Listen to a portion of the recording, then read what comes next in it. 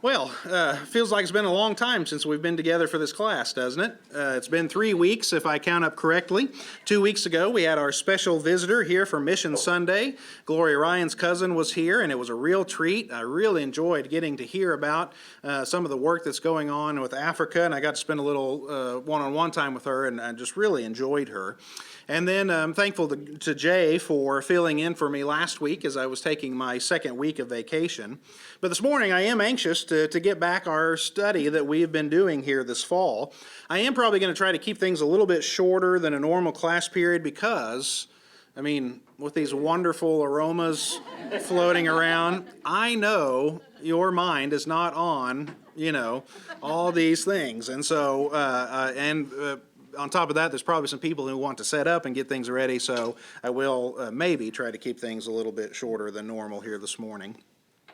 With that in mind, we're going to be adding a few elements to our study of the attributes of God.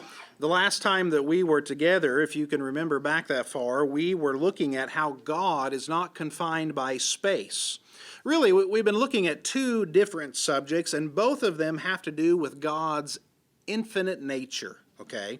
And when we apply God's infinite nature to time, we discover God's not limited by time. He is not governed by time, but He is the one who governs time. He's outside of it. He's the one who created it. Now, that's almost impossible for you and I to fathom because we are creatures who experience things sequentially, so it's hard for us to understand a being that is just eternally present always, but that's who God is. And then, not only did we discover that God is not limited by time, but that He's also not limited by space. God is not just big in the sense that He stretches out to fill every aspect of the cosmos. God is present everywhere. And everywhere He is present, His full presence is there. Okay? Now today we're going to expand on that by looking at how God is all-powerful and also that how God is all-wise. And unfortunately, due to the time constraints that we have here this morning, we're probably not going to get as thorough a treatment of it as it should. Even if I had my full time, I don't know that we could really treat it as we should. But hopefully it will be just enough to kind of provoke in you a sense of wonder, a sense of excitement of the power and the wisdom of our God. So with that in mind, let's begin here this morning by reading from Psalm 33. And this will be a psalm that speaks to the reality that we're looking at here today. Sing joyfully to the Lord, you righteous ones. That's what we've just been doing here this morning, right? Singing joyfully to the Lord. It is fitting and upright to praise Him. Praise the Lord with the harp. Now, we weren't doing that, okay, but that's all right. We're still singing. Make music to Him on the 10-stringed lyre. Sing to Him a new song. Play skillfully and shout for joy. For the word of the Lord. Now, I want you to pay attention to this phrase because it's going to recur throughout the psalm. The word of the Lord is right and true. He is faithful in all that He does. The Lord loves righteousness and justice, and the earth is full of His unfailing love. By the word of the Lord, the heavens were made, their starry host by the breath of His mouth. He gathers the water of the sea into jars, and He puts them into deep storehouses. The picture there is Him having power over all the waters. So verse 8, let all the earth fear the Lord. Let all the people of the world revere Him. For He spoke, and it came to be. He commanded, and there it was. It stood firm. The Lord foils the plans of the nations. He thwarts the purposes of the peoples. But the plans of the Lord stand firm forever, the purposes of His heart through all generations. So blessed is the nation whose God is the Lord, the people He chose for His inheritance, talking about Israel there. From heaven the Lord looks down, and the sea and all mankind from His dwelling place, and He watches all who live on the earth. He has sight of everyone who lives on the earth because, as we were saying, He's everywhere present. He forms the heart of all who consider, and who considers everything they do. Nothing you do is hidden from the Lord.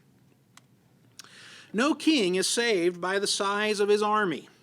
No warrior escapes because of his own great strength. A horse is a vain hope for deliverance. We might say today a helicopter or a tank or something like that, right? Despite all of its great strength, it cannot save. But the eyes of the Lord are on those who fear him, on those who hope in his unfailing love, to deliver them from death and to keep them alive in famine. So we wait and hope for the Lord. He is our help and our shield. In him our hearts rejoice, for we trust in his holy name. May your unfailing love be with us, Lord, even as we put our hope in you. And to that the church can say, Amen. Well, I don't know how it is in your spiritual life, but in my own experience, it seems like the Lord will often make one thing at a time sort of the special focus of my attention, something that I really need to learn. Now, on the one hand, I am always learning and reaffirming many different things because of study and reading and all that kind of stuff. But on the other hand, there seems to be an issue of the heart involved with it. That is, something sort of comes up and it becomes the focus of your attention and of your heart for a little while. And one of the themes that has been prominent to me over the last year or so has actually been a combination of two different things. God's sovereignty on the one hand, his powerful rule over everything, and then number two, our deep need for humility. In many ways, that's exactly what we were talking about in the sermon this morning. God hides the truth from those who think and are confident in their own wisdom and learning, but he reveals the truth to little children. Children are examples of humility. Now, it's not because they're humble in and of themselves. I have 3 of them, and I can just assure you they're not humble, okay? But it's because they're pictures of humility, not examples, but pictures of humility. In other words, children are wholly dependent upon the goodwill of others, and they're dependent especially upon their parents to provide for them everything that they need. So, for whatever reason, the Lord has been kind of placing that on my own heart on a regular basis and seems to be kind of confirming it over and over again. We do not have anything we have not been given. We are not sufficient in ourselves. Even our redemption, our salvation, which we, of course, participate in, is also due to the fact that God is moving us and preparing us and shaping our own hearts. But most of the world doesn't recognize that. Unfortunately, even many who claim the name of Christ do not recognize that, okay? Pride is the default sin. We think too much of ourselves. We think too much of our own ability. And if that's true for the average person, it's especially true for those who are in positions of great power. That kind of stood out to me this week as I was reading this psalm. I'll take you back to verse 16. No king is saved by the size of his army. No warrior escapes because of his own great strength. A horse, it says, is a vain hope. Despite all of its great strength, it cannot save you. But in contrast to that, the eyes of the Lord are on those who fear him, who hope in his unfailing love. As I was reading that psalm this week and studying for my preparation, I couldn't help but think about the story of King Nebuchadnezzar. Y'all remember that story? Nebuchadnezzar was the great king of Babylon. He was the king who was responsible for sacking the city of Jerusalem, for tearing down its walls and its temple. But what Nebuchadnezzar had done in Jerusalem, he not only had done there, he had done all over the ancient Near East. He was the most powerful man in the ancient world. Well, as his power grew, what also grew along with it? The pride of his heart, right? And as Daniel chapter 4 tells the story, one day King Nebuchadnezzar was out walking on the roof of his palace. Bad things always happen to kings when they're out walking on the roof of their palace, okay, just so you notice. He's admiring this great city of which he is ruler, which is capital of the empire of which he is ruler. And he says to himself, is this not the great Babylon that I have built as my royal residence by my mighty power and for the glory of my majesty? Nebuchadnezzar has come to believe that it's his genius, his savvy, his power that has accomplished the great wonder of the Babylonian kingdom. But no more does he have these thoughts in his head, or perhaps said them out loud, okay? Then a voice from heaven responds to him. This is what is decreed for you, King Nebuchadnezzar. Your royal authority is going to be taken from you. You will be driven from your people, and you will live with wild animals, and you're going to eat grass like the ox. And 7 times, that is 7 years, will pass by for you until you acknowledge that the Most High is sovereign over all the kingdoms of the earth, and he gives it to anyone he wishes. Because of his pride, Nebuchadnezzar is going to be driven from his throne, and he's going to be driven from his sanity, and he's going to be cast out among the wild animals until he acknowledges it's God who's sovereign. It's God who has power. It's God who has majesty, and he gives the kingdoms of the world to anyone he pleases. The main idea being, Nebuchadnezzar, you didn't create all this by your own power, all this Babylonian splendor. If God had not given you what you needed to accomplish this, it never would have been done by you. And here we get a very vivid picture of why God is against the proud, but he gives grace to the humble, as James says. Okay? First of all, those who are humble recognize that even their humility is a gift from God. And as we were saying in the sermon this morning, no one's humble by nature, right? We're all prideful creatures. It may manifest itself in different ways, but pride is the universal human sinful factor. So we have to be humbled. It would be an oxymoron to take pride in our humility, right? But secondly, there's something worth understanding here. Why is it that God opposes the proud but gives grace to the humble?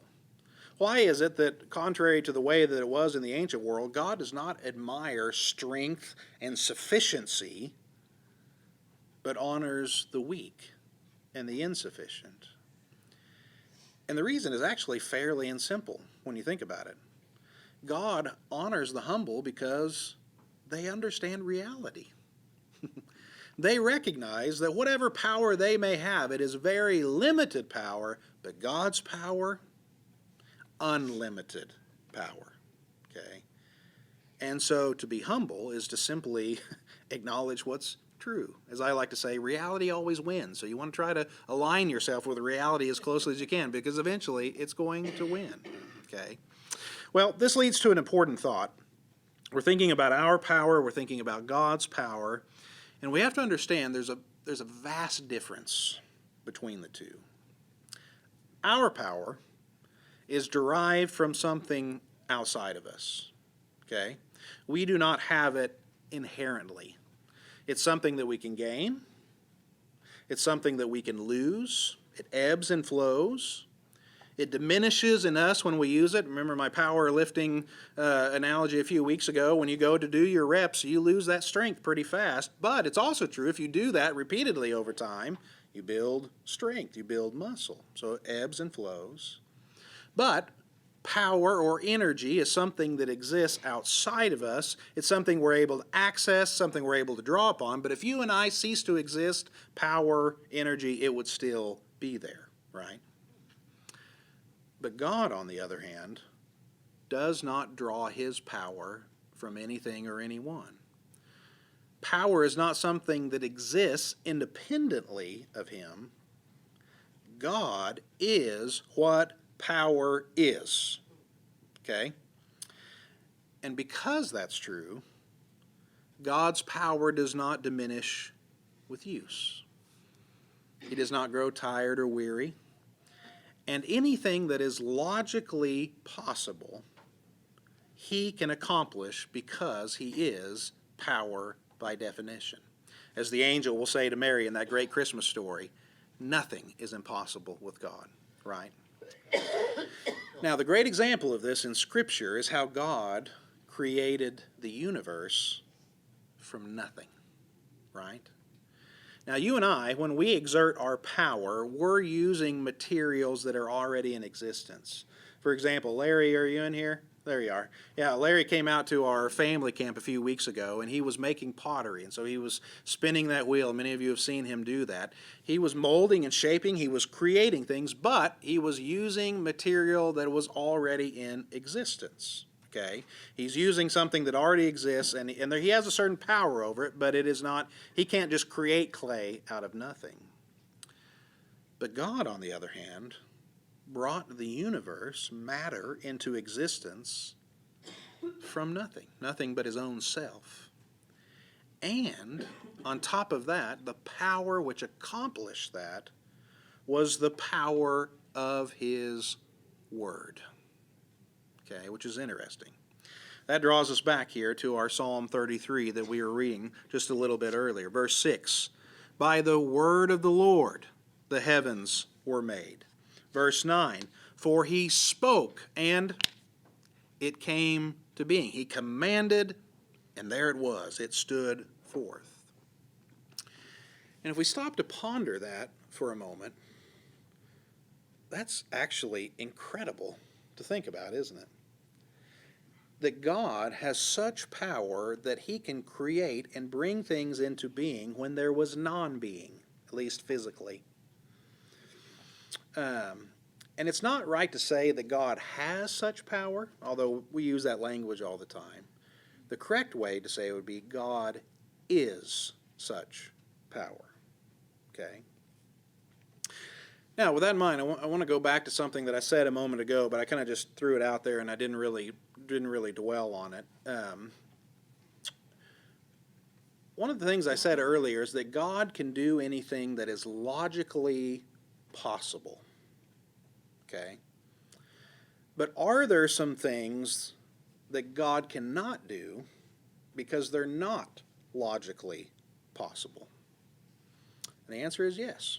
Okay, there are some things that indeed God cannot do. Now, the classical question in this regard in philosophical studies is, can God create a rock that is too heavy for God to lift, right? And the answer is no, he cannot do that. God cannot create a physical thing that he does not have absolute power over because he created everything, okay? He cannot create something that is greater than his own self. It would be a violation of his nature. It is literally a logical impossibility, okay? So in one way, we say, okay, God's power is actually kind of limited. Okay, he can only do what is logically and coherently possible. But in fact it's not actually a limitation because it is literally just nonsense. Okay? Even though we can conceive of it in the abstract, there's no actual substance to it. It is not a reality. Let me ask a question that's a little bit harder than the rock. Can God create a being who is equal in nature and power to himself? And the answer is no. Why? Well, because God is uncreated, right? He is the source of all things. He is the source of all life, all power, all wisdom, and so on. And so, by the very nature of another being created, it cannot have the same nature and power as God because it came into existence at a certain point in time, whereas God never came into existence. So God cannot create a being of his own power and substance. How about this question? Can God die? And the answer is no. Why? Because God is existence itself. He cannot go out of existence. For him to go out of existence would literally mean there is no thing. Okay? And the idea of no thing is utterly incoherent. Okay? So at first glance, it kind of seems like these things are limitations on God's power, but the fact is they're literally just nonsense, okay? They're not coherent and logical possibilities.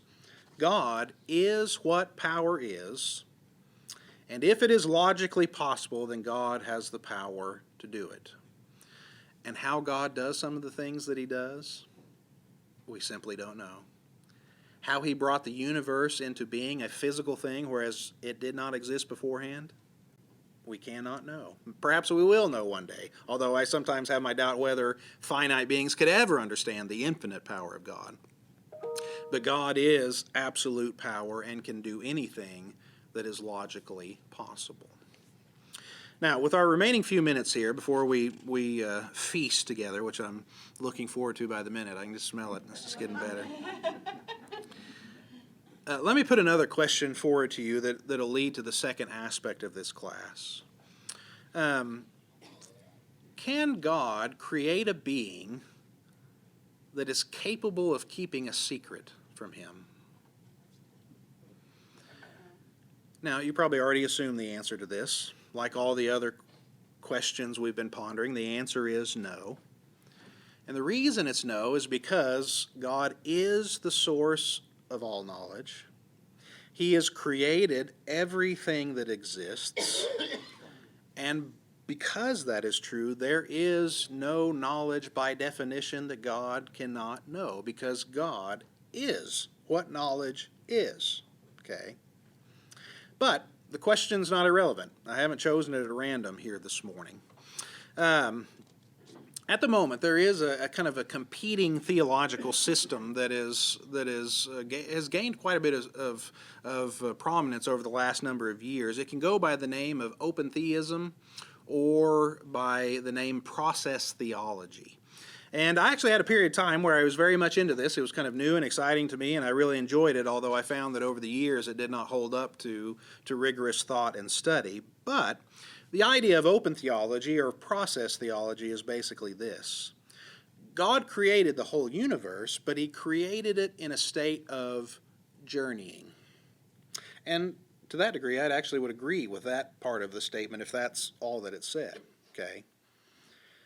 But they will go on to say, in this state of journeying, God does not know how everything is going to develop. He created the initial conditions, but he does not know how it's going to unfold. And so he's learning as he observes this. Hence the name, it's a process, so process theology. That's where it gets its name from. And he's also being trained. He's being trained, right, according to this view, right. So this means, according to this kind of theology, that the future is not determined, but it's open. Hence, open theology, okay. So God is learning as he goes, and one of the things that he is learning is how human beings will react in various kind of situations. God does not know the future with utter comprehensive knowledge, according to this view. Now, this view would say God's much smarter than us, that he's a much better chess player than us, so he can, because he knows so many things, he can factor out a lot of things in the future. But it will claim he does not know the future definitively. He's learning it as he goes. Well, as you probably can feel, that's very much against what we would call the classical idea of Christian theism. Because in the classical presentation, God knows everything. It is like his power because he is knowledge. He is wisdom. They're not something that exists outside of him that he draws upon. God is what wisdom and knowledge is. Okay? God knows everything because he's the source of everything. And so because he's the source of everything, he knows infallibly how it will develop. Okay? Indeed, it would be right to say that they develop in the way that they do because he has decreed it to develop in that way. Now, that does not mean that we're not left in our freedom, but it means that God has factored our freedom in from the very beginning. It's a part of the way that he has decreed things to unfold. But God is not a passive observer. He cannot be a passive observer by the nature of he is. He is pure act, okay? And he is the source and the first cause of everything. Without him, nothing would have existed. And so as we think about that, once again, we can contrast that with our way of being and knowing. The human experience is we come into the world with very little knowledge, if you know, maybe it's not a completely blank slate, but it's pretty close. And we gain knowledge how? By observation, right? By experience. It's something that grows in us over time. It's why in all sane cultures, those who are older are known to be wise and more mature, because they've lived more life. They've learned more things. Thinking more properly. Thinking more properly, right. But God, on the other hand, does not come to know anything. He just knows it. Okay? His knowledge does not grow. He knows everything because he is what knowledge is, in the same way that he is what power is, in the same way that he is what love is, in the same way that he is what existence is. So there is no possible scenario in which God does not know everything, because he is the source of everything. He does not observe things unfolding in time as we do, but he has perfect, unchanging, eternal knowledge. He knows it all. He knows it all in a moment. That's not quite the right word, but we don't have the right word for it. Okay, and things develop the way they do because he has decreed them to develop in the way that they do. Next week will be Thanksgiving, so we won't have class. The week after that, first week of December, we will talk about how God does not suffer, and yet he does, I will say. And so that will be our subject for then. So appreciate y'all's attention, and let's enjoy some food together.